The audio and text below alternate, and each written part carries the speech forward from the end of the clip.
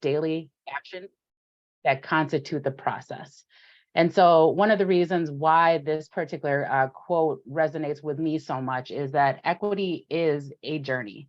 There are many ways to get to that journey, and knowing that a journey will have many challenges, but it'll also have successes. And equity also has many things that can be done to be equitable in very systemic ways, but there's also small, tangible outcomes that occur with equity, right? So thinking about that with equity, it is very systemic, institutional, interpersonal, as well as individual. And so to be able to understand the whole working process of equity is to be able to make those changes. And so this one really resonated with me because it is a journey. It's ever going to be evolving. When I think about the history of our country, that there's many systemic and institutional inequities that have occurred and that are still in place. It takes time to unpack some of those, as well as to make changes in policies so that there is more equity in opportunities, accessibility, and resources for all. And so really just kind of grounding the conversation today to be able to say, here are some of the tangible things from a race and equity perspective that the city of Edina has done, and more specifically, things that are very front-facing, so that community members can see that, but also knowing that there's historical context to it all. And so welcome today. As Colleen said, I have worked for the city since 2019. In about 8 or 9 more days, actually, I'll be coming to a 4-year seniority, or kind of just like a 10-year in the city of Edina. So for those of you, I see very familiar faces on the call, and I see some folks that I do not know. And just to also give you background of who I am, before coming to the city of Edina, I actually worked in St. Paul Public Schools in their equity department. And so really thinking about the fact that I did a lot of work plan support for buildings as well as departments in the school district, and then also did a lot of training and facilitation. And so when this position at Edina came up, I was met with some curiosity of like, oh, Edina is starting to engage in race and equity work. What would that look like? Especially knowing the demographics of St. Paul Public Schools, where it is about 80% BIPOC or Black, Indigenous, people of color students. And then knowing that the demographics of Edina is not similar, right? Knowing that when I first started in Edina, it was about 87% white folks and 13% BIPOC folks. And so knowing that that was going to be a transition, but it was exciting to me that a city, first ring suburb, was wanting to engage in race and equity work, and that race and equity work is needed everywhere, regardless of the demographics. It just looks a little bit different. And so in 2019, 2019, March 18th, I started for the city of Edina in the Race and Equity Division as a result of what Colleen had indicated earlier, is that the Race and Equity Task Force did extensive research of what did that look like from a community perspective for the city to engage in race and equity. And so to kind of start that history, right, knowing that the Race and Equity Task Force was a combination of folks that wanted to complete race and equity work from a community perspective, and also be appointed by City Council. And so some of the folks that you see on your screen right now were part of the Race and Equity Task Force.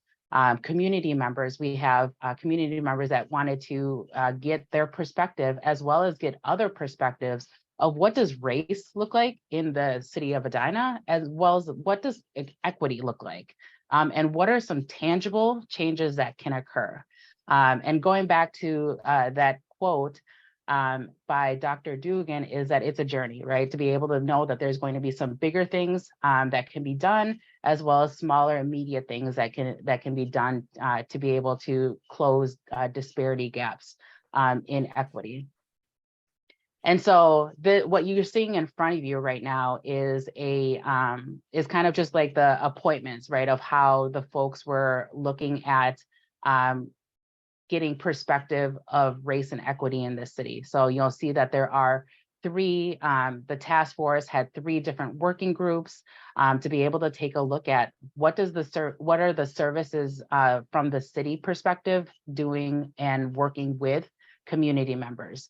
And so, how is the interaction with community members from the city?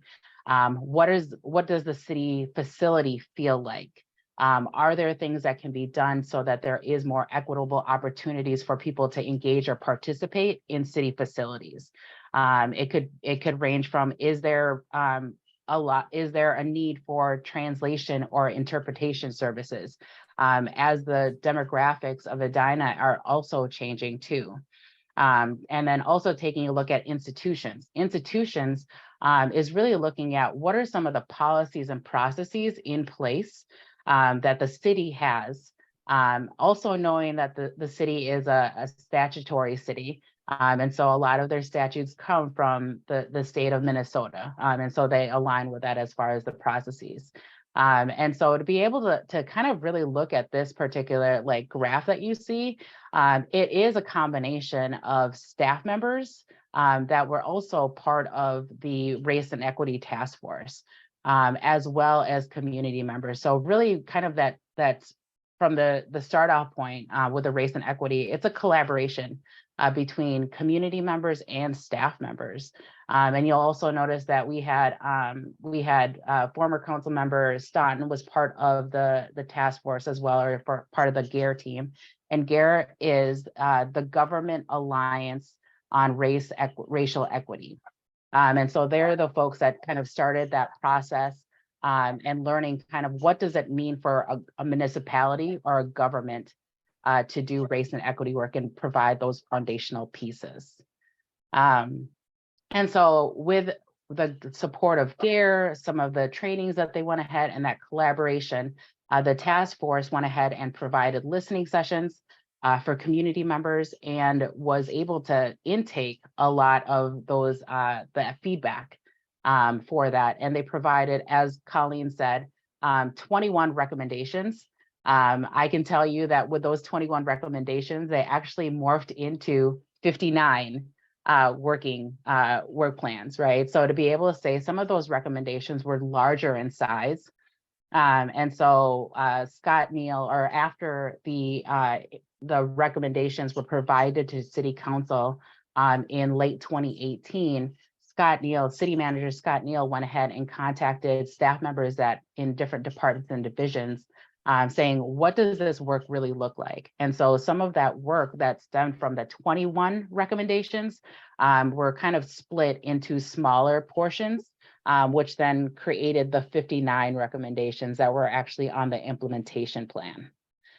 Within that implementation plan, there was 5 different themes that came about, kind of just recurring themes that came from that, from the listening sessions, from surveys, from any sort of conversation that the task force had.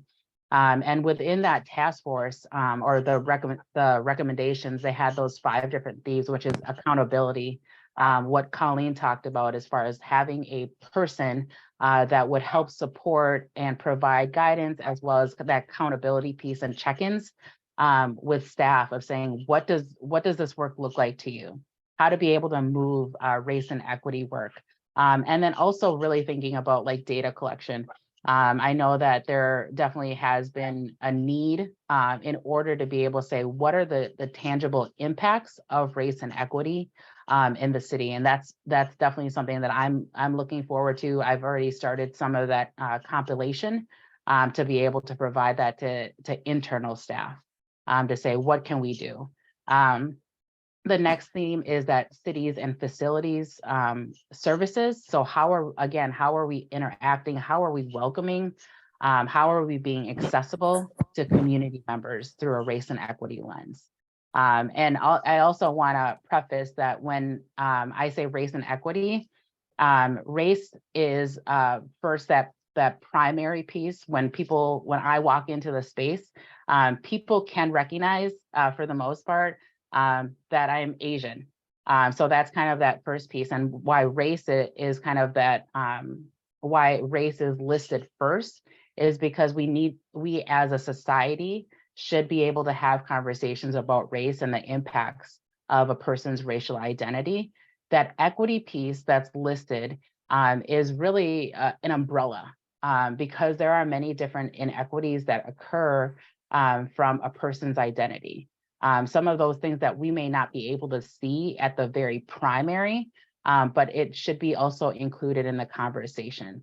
And so that's why when I say race and equity, it's more of that umbrella of how do we talk about race and other identities that folks need to be able to have conversations with about inequities, and how do we close those gaps when it comes to that. So going back to cities facilities, it's really an opportunity for how do we provide services, how do we interact with community members in a way that is welcoming, that's inclusive, so that they feel that they are going to be supported. The third theme is employee training and diversity. And so how are staff members being trained, being messaged on what race and equity looks like, so that they also have a keen understanding of what does that mean. Because from a standpoint of one person like myself, race and equity isn't going to move with just one person. Right, it's being able to have meeting people where they're at and how to be able to move forward so that there's progress. And then also that diversity piece is really huge. To think about diversity, equity, and inclusion, some folks have called this position DEI, diversity, equity, inclusion. Diversity for me is really how are we getting a variety of folks with multiple identities as well as skills to be able to support the community. And so diversity really is how are we attracting and retaining skilled folks that mirror the demographics of our community. Because right now, currently with the diversity that we have in Edina, the last 2020 census results that I saw was about 82% white folks, and then about 18% BIPOC folks. So even from the time that I started in 2019 to the last census, it has changed. So really thinking about demographics are changing too. And so how are we getting staff members that mirror those demographics in the community as well? And so that's part of that diversity piece. I can tell you if there was a company or an organization that had perfected that diversity, they would be selling millions and millions of dollars.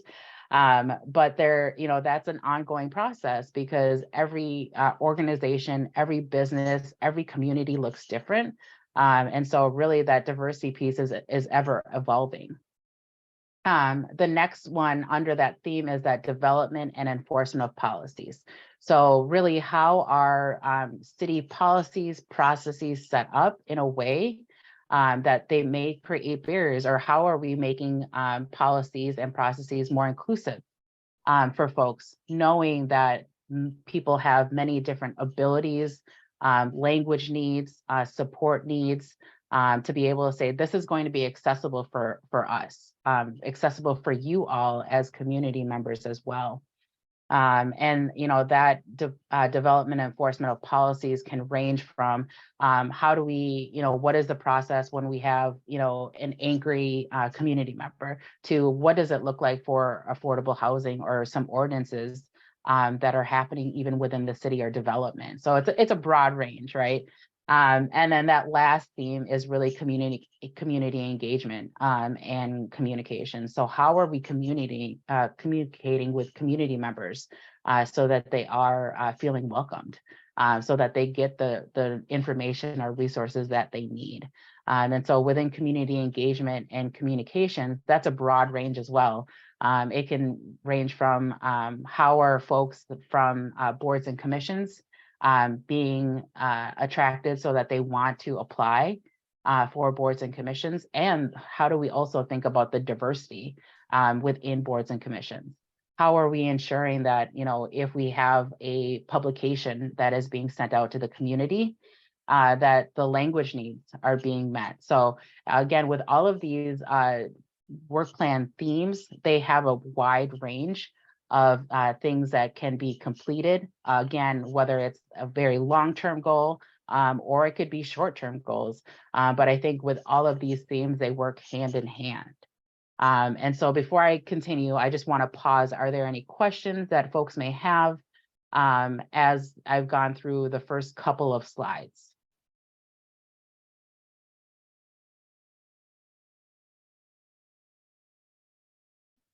I'm not seeing any hands and I'm not seeing anything in chat. Okay, perfect. I know I'm giving you a lot of information for those of you that may know about the race and equity history or just kind of all at once, so I apologize. But I just want to make sure that we are also honoring the work that has previously been done by the task force, and really kind of to provide that foundational piece of where we're going with the work. And so in addition to the implementation plan, there are also 3 buckets of work that the city staff members focus on, right? So I talked a little bit about that work plan, which is what is that middle column that provides like direction for staff members of how we proceed with this work, as well as it provides like in opportunities for staff members within different departments and divisions to work together. So for example, when I think about,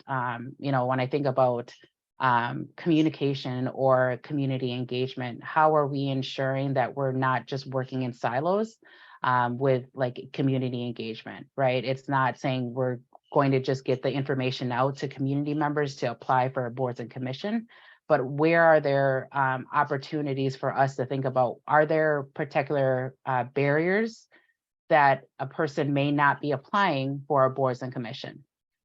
Is the boards and commission that they're wanting to apply for meeting on a day that they might have to work? Is the city facility not necessarily accessible for them to want to be able to attend a meeting? Is there, are they feeling like they may not be heard because their language spoken is not something that could be supported? So really looking at what is the long-term goal, but then also looking at where are those unintended consequences or barriers that are being created for folks. So that's one of the work plan buckets is that work plan. And then the one is the training. I will say within the training that we have provided for staff members, full-time staff members have been provided 4-hour foundational race and equity training. By the end of 2022, we had approximately about 92% of all full-time staff members attend.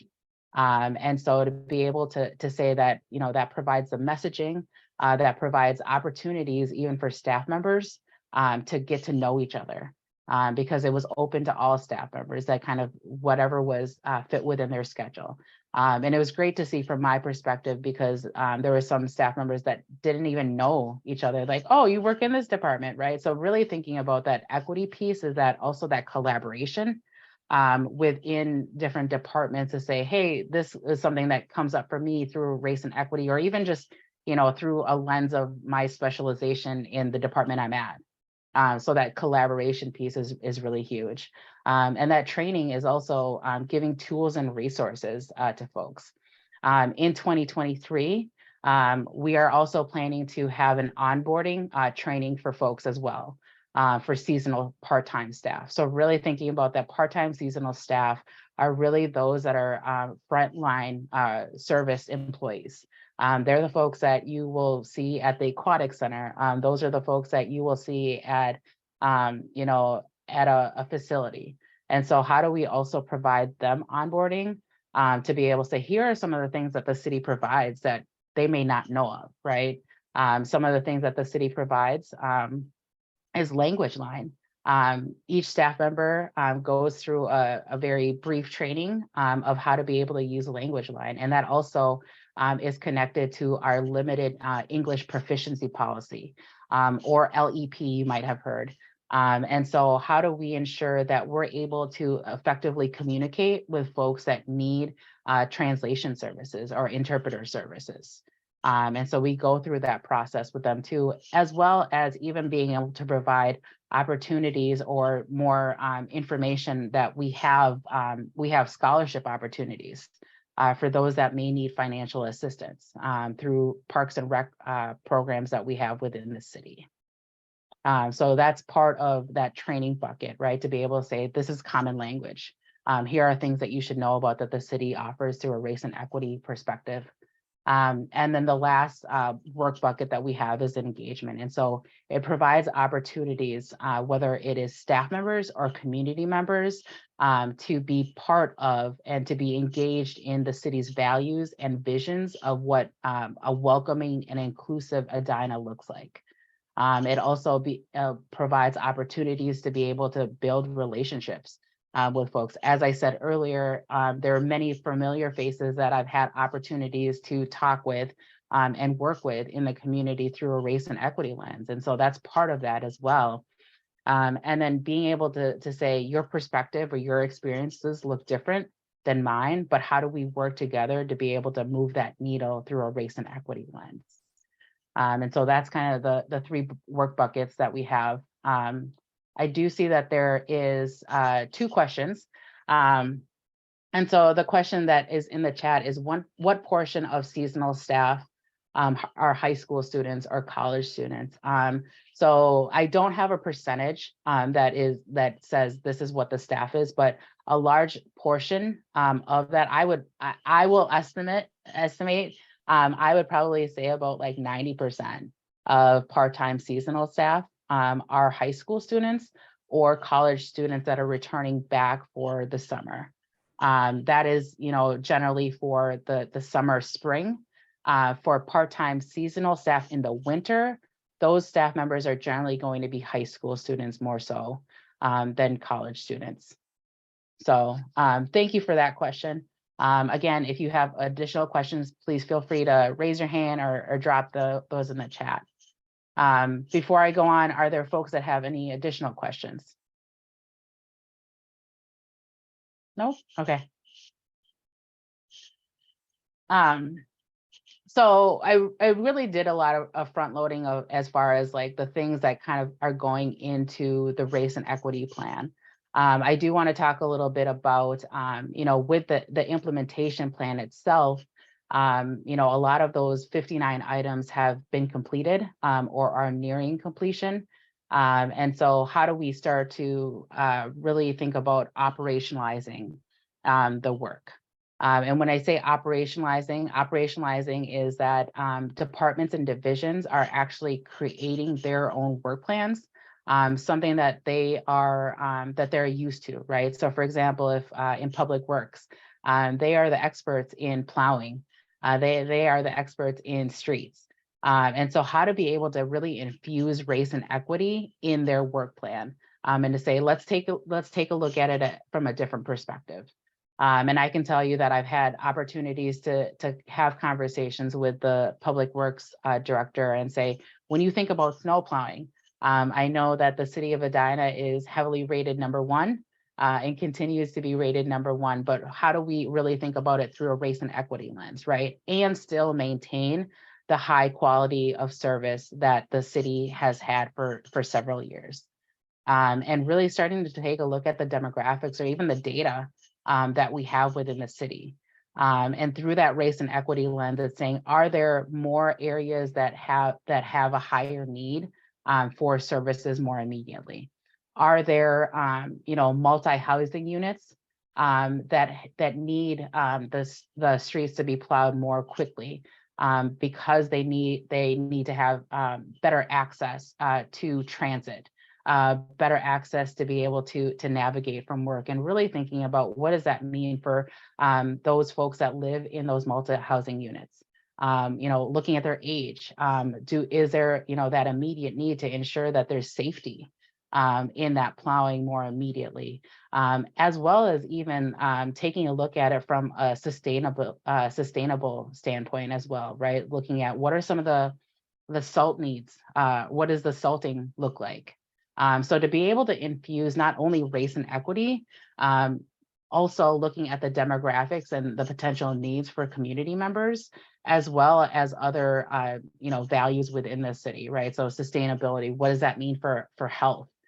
What does that mean for community engagement? And so those are the things that as a city or as an organization we're really looking at, is to be able to say, start operationalizing a lot of the race and equity work, so that people are able to see that there is an infusion of it, and that race and equity can be and should be included in the work that is being done in many departments, as well as how are you partnering with each other to be able to say what are the end results we want, so that we're able to provide better support for community members.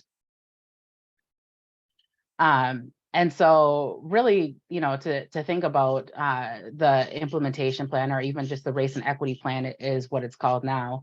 The fact of it transitioning from operationalized has really I've been able to increase more of my relationships with different departments, because they're able to see that race and equity is a value add, and not a deterrent from their current work, right? It is with race and equity being connected and intersected into their work, it's providing support for the community. And that is, really the purpose of a city, right? To be able to say, what is the services and support that we can provide?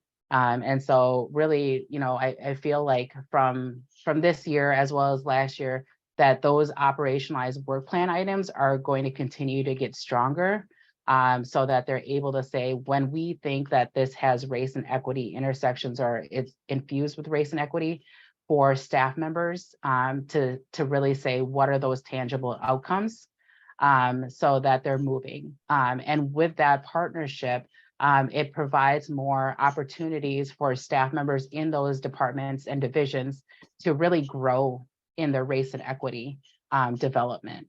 Again, going back to, it's not just one person, it's not just one division that's doing that work, but it's really this collaborative whole for the organization to move together.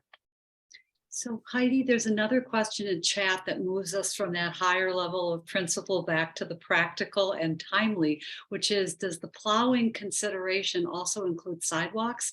And we've had the issue raised before, even looking at the League's own transportation policies about the plowing of maintenance of sidewalks and crosswalks in particularly those high transit use areas like the Southdale area, and how for seniors, those higher snowdrifts present obstacles, seniors and differently abled people.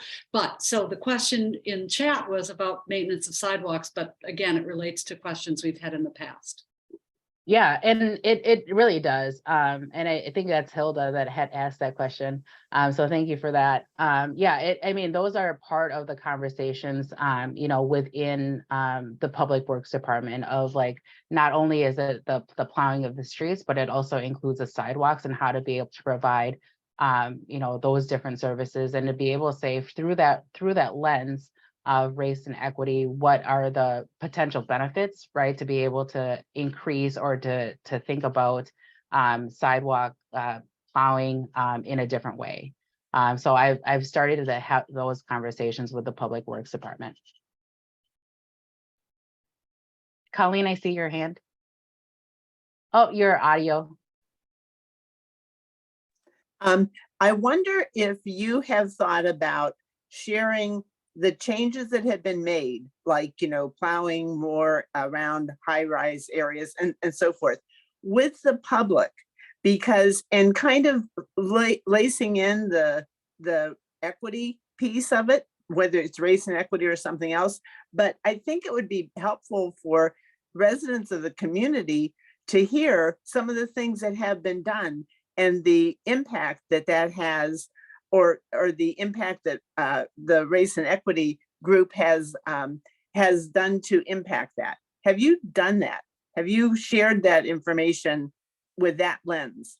Not yet. I think one of the things that I noticed when I first came to Edina, as well as even now, almost 4 years into my tenure, is that really that data piece is huge, right? And so I am planning to be able to get more data so that can be provided. I know that there's things that the city is doing in order to be able to have it where data is more transparent. So for example, we're having a dashboard, a data dashboard that will be rolled out within the next few years. But we're trying to collect what data we have.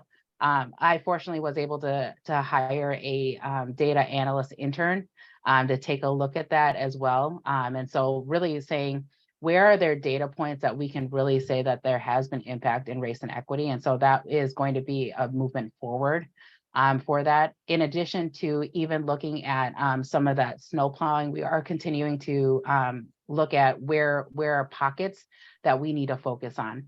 And so some intersections, even with the snow plowing, is looking at where are there areas that folks are getting more citations. When you think about like the heavy snow, is it creating, what disparities are being created with citations or towing for folks, especially for those that might be in like multi-generational housing or even those multi-housing units as well. So kind of try to infuse many different aspects through that data point as well.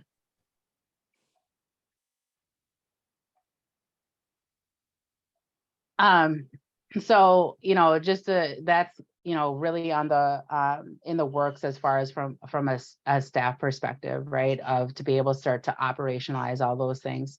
I really wanted to kind of move into what are some of the things that from a front facing or from a community perspective that you may have seen that are a result of whether it's directly or even indirectly from the implementation plan or the race and equity plan.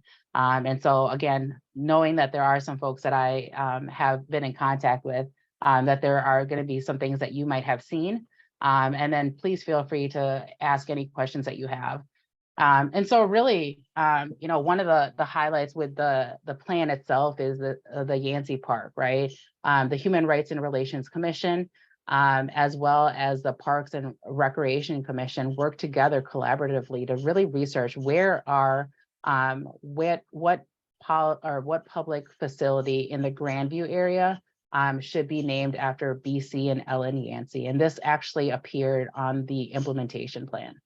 And really, from my perspective as a staff liaison to the Human Rights and Relations Commission, those folks really had intentional and thoughtful conversations of selecting Garden Park to be the park that is renamed after Yancey. Just knowing that the fact that there was more visibility of Garden Park, or at the time it was named Garden Park, and that has a longevity within the community as one of the premier facilities that people go to, whether it's like for baseball games, soccer games, or like even pickleball, or just to even take their kids to play and just walk around. So that was recommended to City Council in 2020 at the height of the pandemic. And so a lot of the things were starting to really evolve too with race and equity. And so you'll notice that the actual community celebration, whether it was, just unveiling a 3-sided sign that kind of talks about the Yancey family, and the Yancey family, who is one of the 7, I believe, Black pioneer families that helped settle Edina.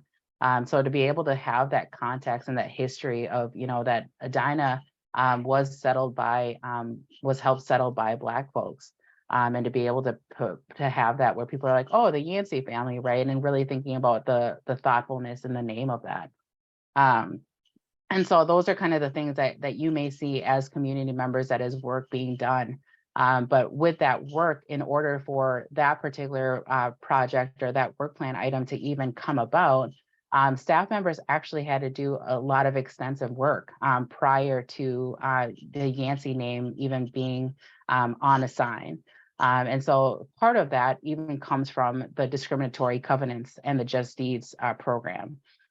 So when the city went ahead or when City Council approved Garden Park to be renamed to Yancey Park, staff members actually went ahead and were also receiving, phone calls from community members saying, hey, you should think about Just Deeds. Just Deeds is a program that is really looking at discriminatory covenants that were mapped by Mapping Prejudice, which is part of the University of Minnesota. And so those discriminatory covenants were very explicit in a person's deed, a property deed. Some of those have indicated, as it said, is the only person that can live, own, or reside in this domicile can only be Caucasian people. If it is anybody outside of that, all of the benefits and privileges would be lost. And there was certainly many laws in place that had it where if there was a transfer of ownership or even who lived there, the person would lose their rights, especially if it is a person that was not within what was indicated in the deed. And so when it came time for the community celebration, staff members actually saw that there was a discriminatory covenant that was on Garden Park. In their research, they actually found 51 more city-owned facilities that had a discriminatory covenant. And so to be able to, have a very intentional and meaningful community celebration, city staff members had to also do that work of saying, what are the exact plots or plats that have these discriminatory covenants, and to work with the city attorney to be able to file records to indicate that the renouncement of this discriminatory covenants. And even with the city-owned facilities, there really then was kind of a observation and looking at the Mapping Prejudice website that there was 2,800 discriminatory covenants on residential properties. The last time that I looked, it was about almost 26,000 residential properties in Edina. That might change, might have changed a little bit. But of the 26,000, approximately 2,800 of those properties had discriminatory covenants. And so you'll see that on the map there. The ones in red kind of indicate where that was, right? And so even, that work that had to be done, and really how this connects to even some of the historical context, or even just the reputation of the city of Edina, right? That there was many discriminatory covenants, that it was considered, that there was many in like the country club area, and how to be able to change that narrative. And so that's even that work that's being done outside and internally within city staff members. And so in 2021, the city council approved the city to participate in Just Deeds. And there was a rollout of applications on or for folks that had those properties and that wanted to renounce their discriminatory covenants. There was a form on the city website. And so we have approximately about 12% of the properties that have submitted those applications via city website. And that's not to say that there might be folks that have already done the renouncement on their own, because that is certainly a process that people can do. But with the submission of the application on the city website, it allows us to be able to submit or provide those property names and owner names to lawyers that are working pro bono to be able to help facilitate that discriminatory covenant. So I can tell you, I've heard that if a person is wanting to do this on their own, depending on the type of deed they have on their property, it can be up to $2,000 for that to occur if they're doing that on their own. Whereas if people wanted to go ahead and complete that on the city website, we would just take your information, which is, public record of like who owns the property, the names of the folks, and then we provide that to lawyers that are doing pro bono work. And then they help facilitate the entire process. And some of that process, again, depending on the deed that you have, some of that would go directly to Hennepin County Recorder. And then they would go ahead and just have that added on to the deed saying the current property owners renounce the discriminatory covenant that had been previously on the deed. The other deed is where it has to go to Edina Realty, and they're the ones that process that change as well. So it all depends, but at the end of the day, the Just Deeds project provides free services for that renouncement of the deeds. And so currently myself, some folks from the city as well as the lawyers are working really hard to be able to streamline a process. For those of you that may be attorneys by day, there is other forms that they have to be able to submit so that they can work with the property owner. So it's that back and forth. And so we're trying to streamline what does that look like so that it doesn't get lost in electronic, transmission. So Heidi, we have a couple of Just Deeds related questions in chat, one from Andy Otness and one from Christine Sweeney. If they want to unmute, they can state their own questions. And then Hope has a question that kind of goes in another direction. So if you want to start with those other questions first. Sure. So one question for Just Deeds, is there a time limit consideration for the Just Deeds program? Will the service expire?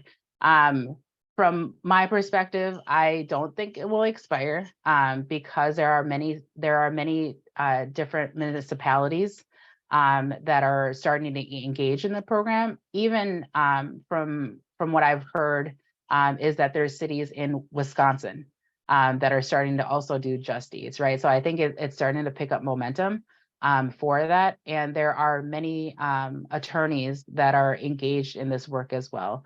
And so the hope, right, the pie in the sky hope is that all of the 2,800 will be renounced.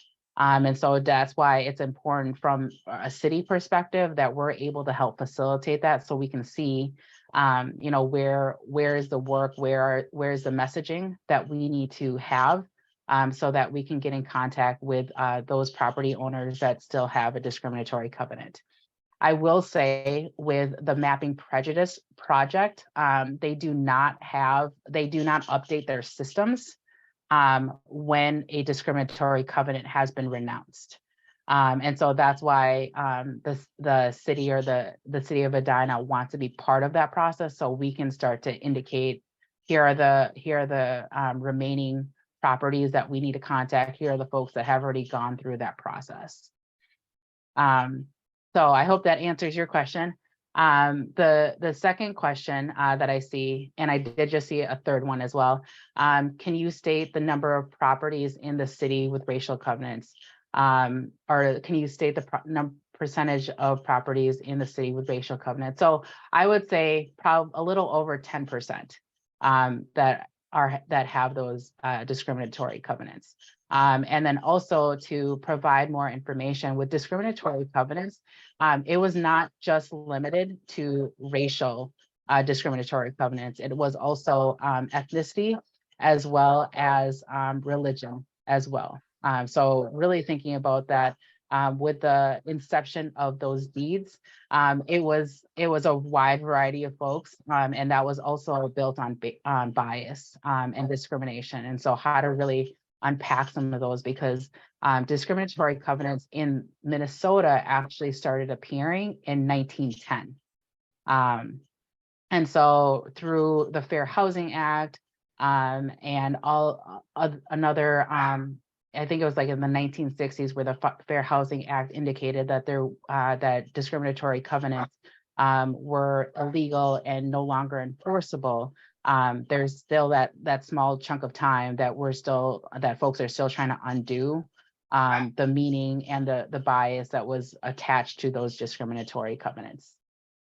And then it looks like Kelly, so 12% of all property owners in the city of Edina. And then the next question is the city working to remove deeds on the city-owned properties? And so within the discriminatory covenants that were city-owned facilities, those were actually they went through the process by June 2021. So all 52 city facilities, those deeds have been renounced. So those discriminatory covenants have been renounced as of June 2021.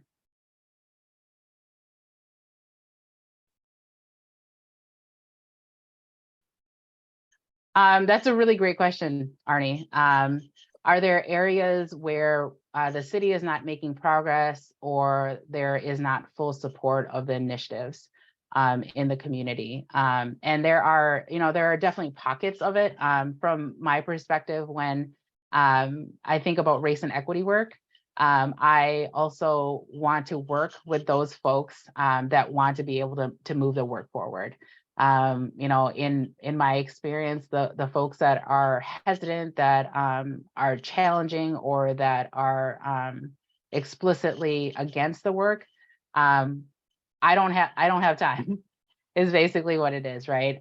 For the folks that want to be able to move the work, I think it's really important to be able to build those partnerships. So definitely, reaching out to folks as needed to be able to say, here are some of the things that you can do to help. I also think it's really important that there's a multi, group here of different interests, because like I said earlier, there's many different faces, and I know that there's folks that are very behind other intersections of race and equity too. So when I think about sustainability or the Anti-Racism Collective, League of Women Voters, or other groups, even in the city, right? So thinking about the Edina Asian American Alliance. So kind of really knowing that there's a wide variety of groups in Edina that are wanting to move the race and equity forward, move work forward in the capacity that they are that they're very connected to.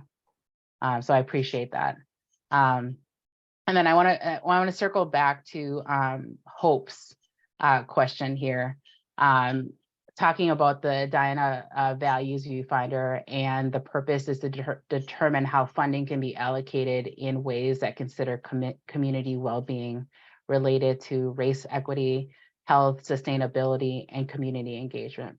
And that's a really great question, Hope. With some of you may have seen it, some of you may not have, but it is Values Viewfinder is something that you as community members will start to see more often than not. And with the Values Viewfinder, it is a tool or an opportunity for staff members to look at decision-making or helping guide the conversation in decision-making through those different lenses, right? Through the different lens of community engagement, sustainability, health and all policies, or health, and race and equity.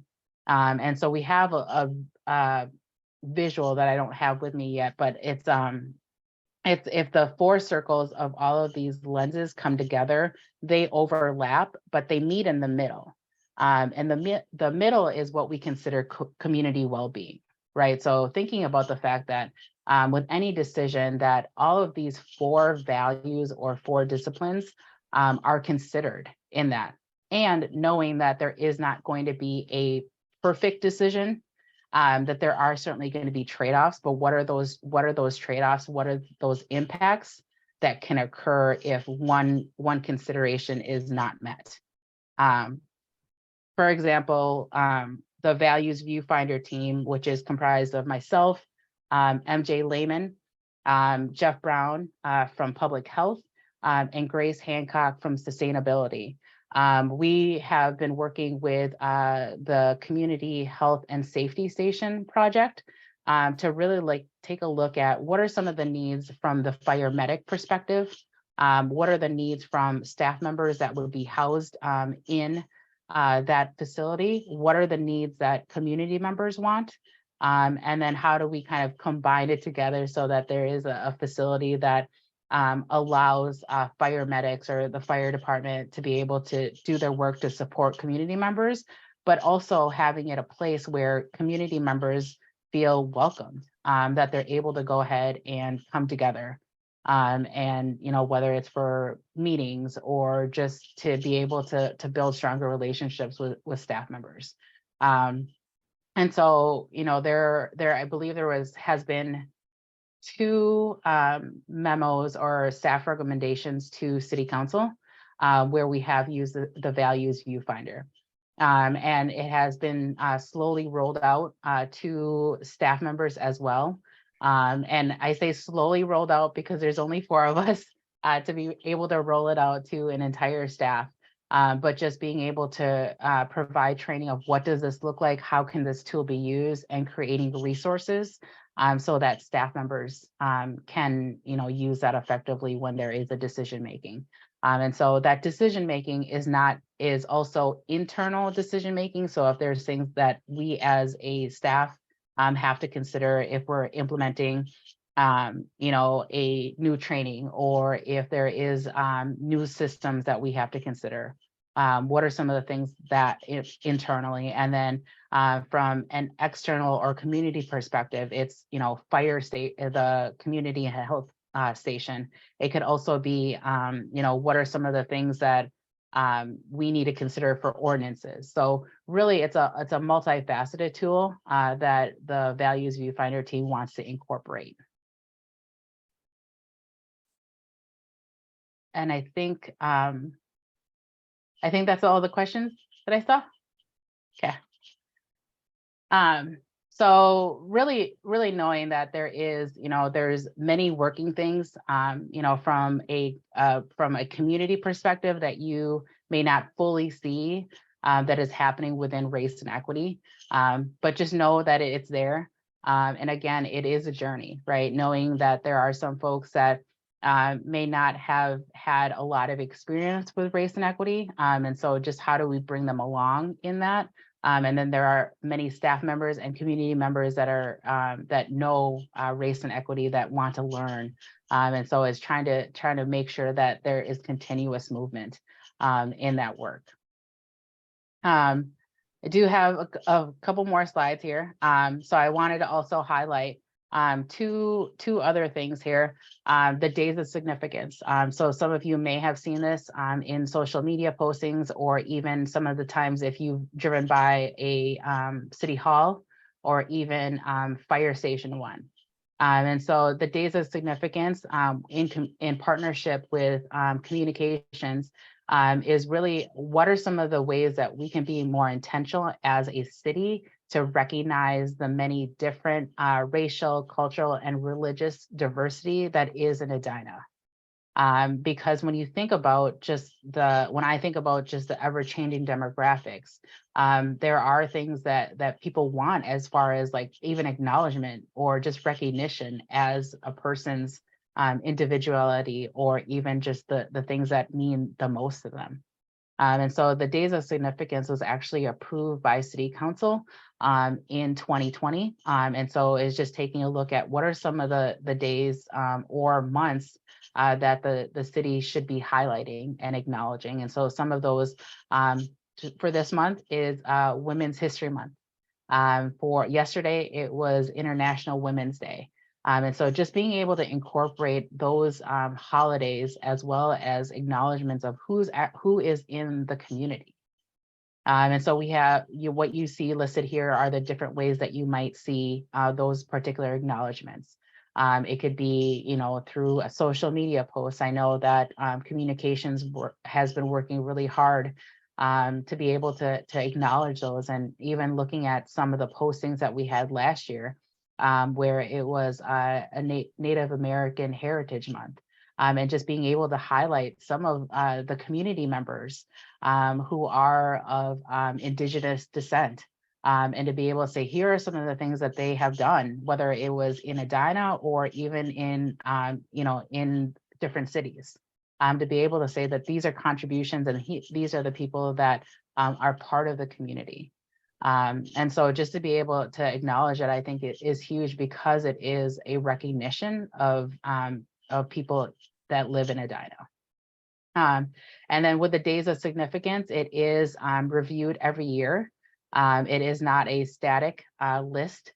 Communications does take a look to say, what are there changes that need to be made? Or do we need to add more days as we think about it as well? And then the last slide that I want to show you is also Juneteenth. Juneteenth, the city of Edina was actually the first ring suburb to observe Juneteenth. Many cities before even that consideration, there were many cities that wanted to know if another city was doing it to be able to observe it, especially after it became a federally observed holiday. And so that approval for Juneteenth to be a city observed holiday was in December of 2021. And then the city actually hosted its first celebration in 2022 at Centennial Lakes Park. And then I was told that there was at least over 2,000 people at the park during that event. That could be a combination of many things. It was also Father's Day weekend. And I have also heard that Centennial Lakes Park is especially busy during that weekend. So we did have over 2,000 folks that were part of the celebration, and that also included community members, food vendors, performers and artists, family activities, and then also a book giveaway from the Friends of the Library. And so just to be able to say, like, this was an amazing event, where it had a combination of community members, community partners, as well as folks that may have been surprised that Edina was hosting a Juneteenth, because I certainly had those surprises, or those, I came to this Juneteenth just to see what this was all about. And so really knowing that there has been a lot of external race and equity work that is being shown, but there's also a lot of internal race and equity work that's happening in the city as well. Heidi, can you tell us what's planned for this year for Juneteenth? Yeah, absolutely. So the planning team went ahead and wanted to get feedback from community members. So we did have an open forum that closed on February 17th, where community members were able to go ahead and provide feedback. With that, staff members are planning Juneteenth, so it will be held on June 19th from 4 to 8. We actually will be sending out a community partner or organization application for those that want to go ahead and be part of the tabling. I know last year we had Anti-Racism Collective, the League of Women Voters was there, and the Edina Asian American Alliance. And then we also had the Black Student Union from the high school that were there, and then the Friends of the Library were there as well. So just to be able to kind of bring that out more as far as community organizations that are doing race and equity work that want to also focus on elevating Black voices and experiences within the community. We also have Black food truck vendors that will be there. We have approximately 5, and knowing just the time frame that we have, it will probably be 5 food vendors. We also have an MC, and she actually worked in Edina for a little bit, but she also has her own business in North Minneapolis, and so she has she will be the MC. We're planning to have some storytellers there as well as 3 Black artists that will be singing or playing musical instruments throughout that time, as well as like a story stroll, and really trying to infuse Black experiences, and whether it is making sure that there's a family activity that talks about how folks are able to support race and equity work, or to be able to move and support Black voices is where we're currently at.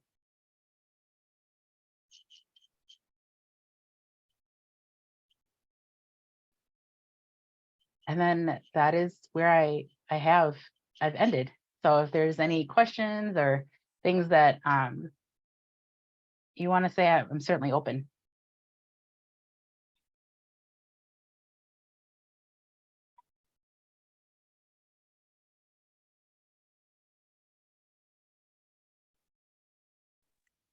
Thank you, Arnie. I would like to say something, and that is the League of Women Voters and the Edina Asian American Alliance are kind of working jointly. And Mary Stanton and Nancy Auska may be able to speak more accurately to this.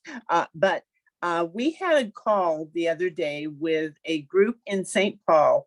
It's called Before Racism, and they focus on giving training to preschools and daycare centers about overcoming or not letting bias develop. It's called Before Racism, but it's more about bias, whether it's someone that speaks differently than you or has a different religion or whatever. And it was really very, very interesting. Bill and they said, you know, we'd like to get more traction in the state legislature. And back to the video or the slide you put up there, we said, well, Heather Edelson, who is a legislator in Edina, and she worked on the race and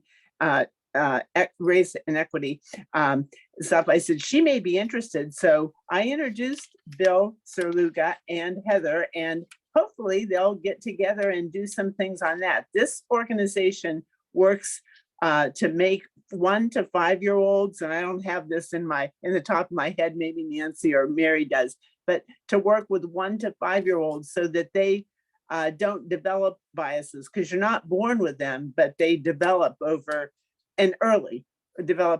and over a time period. So that was kind of interesting, and that's something that the Edina Asian American Alliance and the League is sort of working to get something done. This is sort of a part of that one community, one town, one community, the thing that the school and the city are working on together. We don't know if that's going anywhere. That seems to have sort of stumbled a bit, but it was kind of an interesting conversation and something to think of, maybe something you'd be interested in connecting with them at some point, Heidi, just the thought. Yeah, I would. And I know from the standpoint of the One Town, One Family, Dr. Stanley has sent out emails to just kind of really start that planning piece. I know that there have been folks involved in that. So from the external view, it may have felt like it has halted, but I know that there still is in conversations of what prototype would be something that could be enacted.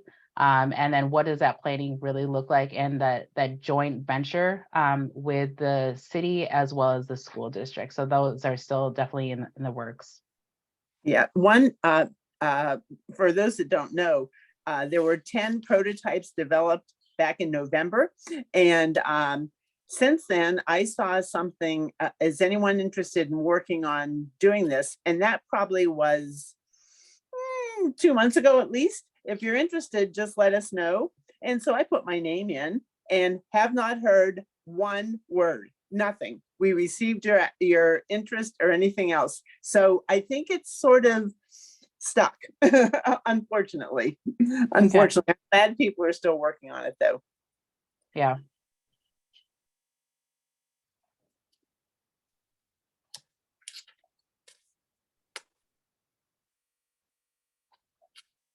Not seeing any other hands, but Heidi, that's just a wonderful presentation, so thorough, and it's really interesting to see all of the work put together. I think when we see parts of it, it's tough to have a view of everything that's been done, but your presentation made all the pieces fit together and shows the forward direction too. Thank you very much. Thank you.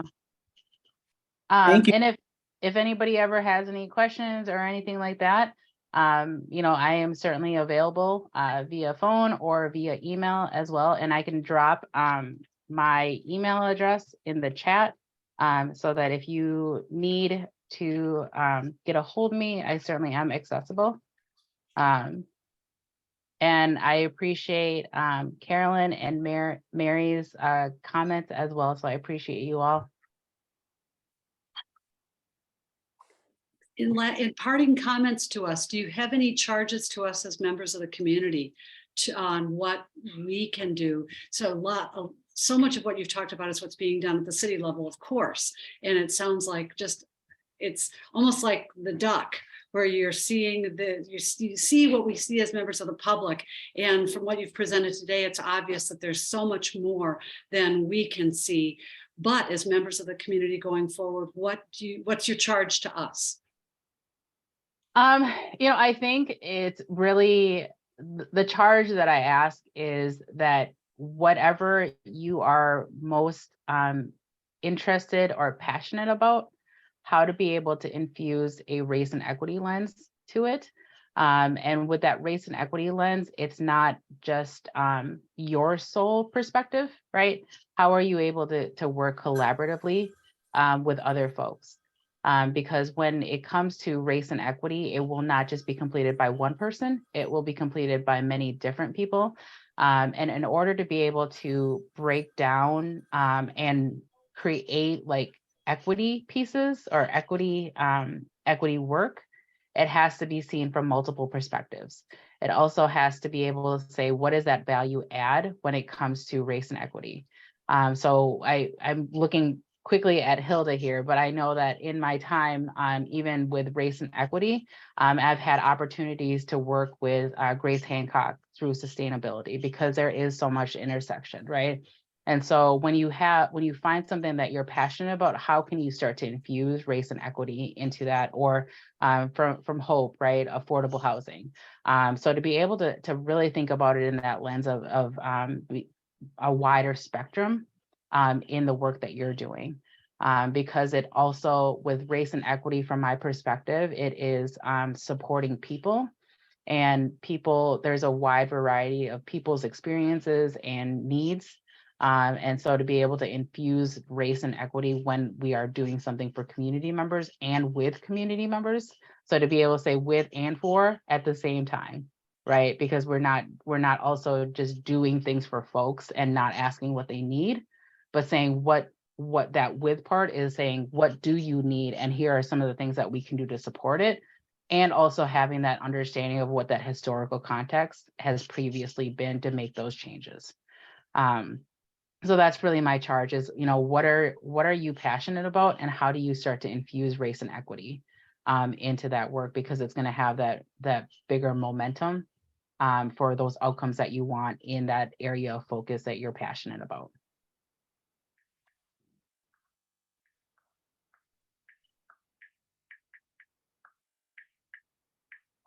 If there are no other questions, I do want to thank you all for being here today. I know that, it is sometimes really interesting to see the work that's being done. And for some folks, they might not be able to see that the work that's being done internally and externally, but I think of race and equity work or any work that is to be able to be helpful for community members. It's a cog, right? Sometimes you might not see that there's a bigger cog in front of a little cog, or there might be two like cogs that are trying to move this bigger cog. And that's what race and equity work really is, right? There's so many moving parts.